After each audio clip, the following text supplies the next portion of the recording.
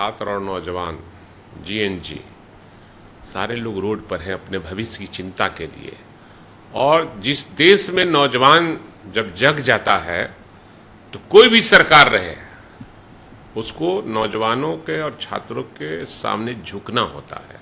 तो चिंता अपने भविष्य की है तो माननीय मुख्यमंत्री को मैं आग्रह करूंगा कि आप सम्मान पूर्वक समझौता उन लोगों से कर लीजिए और उनकी मांग जो है, जो जायज़ है, उसकी मांग को मान लीजिए। देश हमारा गुलाम था, ये जिन लोगों का राज है अभी, चाहे वो जनसंघ, आज बीजेपी है, कल जनसंघ था, आरएसएस है, ये लोग तो अंग्रेजों के दलाल रहे हैं, अंग्रेजों के मुखबिर ही रहे थे। पुलिस से भिड़े, बैरिकेडिंग भी तोड़ी, वाटर कैनन भी सहा, लेकिन इसके बाद सरकार ने पुलिस वालों को थैंक यू कहा।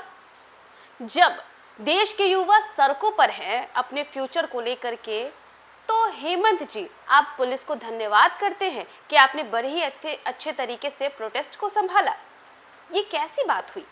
ये हम नहीं कह रहे, ये कहना है आरजेडी के नेता भाई वीरेंद्र का।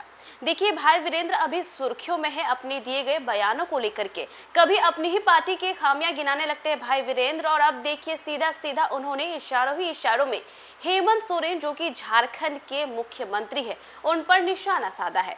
दरअसल जब भाई वीरेंद्र से सवाल किया जा रहा था झारखंड प्रोटेस्ट को लेकर के, तो उन्होंने कहा कि आप देखिए ना, जो बच्चे हैं वो सड़कों पर है, खास करके जेनजी, वो सड़कों पर है सिर्फ और सिर्फ अपने फ्यूचर के लिए, लेकिन ऐसे में सरकार इन्हें देख नहीं रही है। और जब देश का युवा जग जाता है तब सरकार को भी झुकना पड़ता है। आपको बताएं तो इससे पहले यानी कि बीते दिन हेमंत सोरेन ने एक पोस्ट किया था अपने सोशल मीडिया पर, जिसमें उन्होंने पुलिस वालों को, प्रशासन को धन्यवाद किया था कि कितने अच्छे तरीके से उन्होंने कल जो प्रोटेस्ट हुआ है उसको संभाला। इसको लेकर के उन्होंने थैंक यू कहा, लेकिन स्टूडेंट के हक में कुछ भी नहीं किया, जिसके बाद वो काफी ज्यादा ट्रोल भी हुए।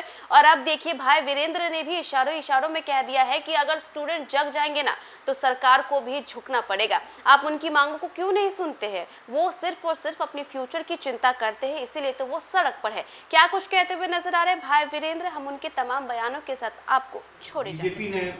झारखंड बंद बुलाया है छात्रों के प्रोटेस्ट के समर्थन में, किस तरह? देखिए, पूरे हिंदुस्तान में छात्र और नौजवान जीएनजी सारे लोग रोड पर हैं अपने भविष्य की चिंता के लिए। और जिस देश में नौजवान जब जग जाता है तो कोई भी सरकार रहे उसको नौजवानों के और छात्रों के सामने झुकना होता है और इसकी जो मांग, जायज मांग है, उसका को पूरा करना होता है।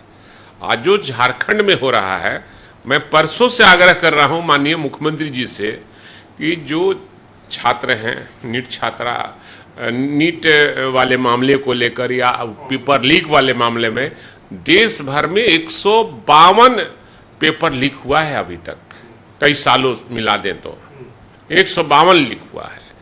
तो छात्र अपने भविष्य की चिंता के लिए रोड पर उतरे हैं। वो पढ़ते हैं और पेपर लीक होने के बाद जो पेपर लीक करता है उसकी नौकरी होती है।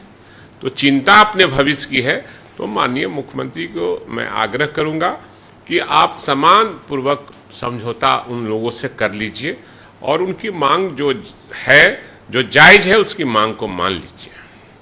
यही आग्रह होने जा रहा है केंद्र की तरफ से। लाल किला पर वंदे मातरम गाया जाएगा, पहली बार गाया जाएगा लाल किला पर वंदे मातरम। ये सबसे बड़ी चीज है। मैं वंदे मातरम के खिलाफ में नहीं हूं, लेकिन ये देश के, जब देश हमारा गुलाम था, ये जिन लोगों का राज है अभी, चाहे वो जनसंघ, आज बीजेपी है, कल जनसंघ था, आरएसएस है, ये लोग तो अंग्रेजों के दलाल रहे हैं, अंग्रेजों के मुखबिर ही रहे थे।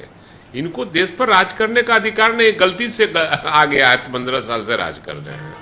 तो हमको लगता है कि इनको इस सब से बचना चाहिए और देश के जो बेरोजगार छात्र हैं, नौजवान हैं, महंगाई कैसे उस पर लगाम लगाया जा सके और देश में अमन चैन कैसे पैदा हो, इसके लिए काम करना चाहिए। केवल तिरंगा का जुलूस निकाल रहे हैं, वंदे मातरम पर भारत को ये कर रहे हैं, सनातन का केवल नाम ले रहे हैं और सनातन का सब चोरी करवा रहे हैं चंदे का। राम का नाम लीजिए, राम का नाम लीजिए, आप बगल में छुरी रखिए। मुंह में राम बगल में छुरी, कहावत है ना। तो उनका चंदा, राम को नाम बदनाम मत करो भाई। देश में राज किया है तो जनता के अमन चैन के लिए राज करो। केवल वंदे मातरम है हऊ फलांग ठेकान करके देश की जनता का मूड केवल आप फिरते हैं। इस बार देश की नौजवान बेरोजगार जग चुके हैं, इसलिए इस बार आपको जाना है। आप जितना भी कर लीजिए कोई काम, इस बार जाना है तो जाना है। अच्छा, एक यूपी सरकार में भी तिरंगा फहराया गया, इससे भारत को और जनता को क्या फायदा होगा? जनता के लिए कोई लाभ की बात करते, बेरोजगारों को रोजगार देने की बात करते, महंगाई पर लगाम लगाते, अपराध पर लगाम लगाते, तो जनता आम आवाम को फायदा होता। ये केवल भटकाने के लिए आप लोग इस तरह से काम करते हैं, ये अच्छी बात नहीं है, देश हित में नहीं है। आप अंग्रेजों के दलाल हैं, थे, हैं और आगे भी आप रहेंगे। अच्छा, एक जंतर मंतर पर प्रदर्शन हुआ था, तो पार्लियामेंट में सभी विपक्ष ये कह रहा था कि गृह मंत्री को आके जवाब देना चाहिए। अब ये बात तो सामने आई है कि गृह मंत्री जवाब देंगे, लेकिन विपक्ष को भी बैठकर सुनना होगा, राहुल गांधी को भी बैठकर सुनना होगा जो गृह मंत्री जवाब दे रहे हैं, ये जेपी नड्डा ने कहा है। किस तरह? तो मान लिया कि अभी तो जवाब देंगे तब न देखेंगे कि कौन बैठे हैं कौन नहीं बैठे हैं। विपक्ष तो मांग कर रहा है कि गृह मंत्री आकर और प्रधानमंत्री आकर सदन में बोले उस पर, तो सुनने को तैयार है तभी ना मांग कर रहा है, इसलिए हर विपक्ष बैठेगा सुनेगा। अच्छा, इस्कॉन मंदिर में एक ड्रेस कोड, मंदिर वालों ने ड्रेस कोड लागू किया है जिसमें महिलाओं के छोटे कपड़े पहनकर प्रवेश पर बिल्कुल प्रतिबंध लगा दिया गया है। देखिए, इस्कॉन अपनी संस्था है, उस पर हम कुछ नहीं बोलेंगे। इस्कॉन का अपना एक संस्था है पूरे वर्ल्ड में, उस पर हमारा कोई राय नहीं होगा। एक ये आप पर आपका जो फोटो जारी किया गया था, उसको लेकर के क्या वाकई आपको पता चल पाया किसने जारी ये किया? हमको तो जो जिस दिन कल जारी हुआ हमको सब पता है, लेकिन हम वैसे छोटे लोग नहीं है कि नाम धर दें कि कौन किया है। वो अपना बचने के लिए और अपने चेहरे को छुपाने के लिए हमको बदनाम, अरे हम तो जांचा परखा हुआ आदमी हैं। जब 22 MLA थे हम, तो लोग भाग गया, भाई वीरेंद्र लालू यादव के साथ ही रहे। अगर हम भी भागे रहते तो आज हो सकता है कि विजेंद्र यादव जी उप मुख्यमंत्री नहीं होते, भाई वीरेंद्र होता उप मुख्यमंत्री। लेकिन हम बहुत त्याग किया है और लालू यादव के सिद्धांतों को, विचारों को गांव गांव तक पहुंचाना चाहते हैं और आज तेजस्वी यादव को मुख्यमंत्री बनाना चाहते हैं। अच्छा, नेता प्रतिपक्ष तेजस्वी यादव ने मुख्यमंत्री को चिट्ठी लिखी में उर्दू, अरबी, फारसी शिक्षकों की के अनुचित स्थानांतरण तथा अनुदानित मदरसों एवं संस्कृत विद्यालयों के शिक्षकेतर कर्मियों के लंबित वेतन के लिए अविलंब भुगतान किया जाए। एकदम उचित मांग है और उन्होंने सुझाव दिया है और माननीय मुख्यमंत्री को आगाह किया है अपने पत्र देकर और मांग किया है उन लोगों के लिए, इसलिए बहुत अच्छा कदम है और ऐसा ही काम करना चाहिए।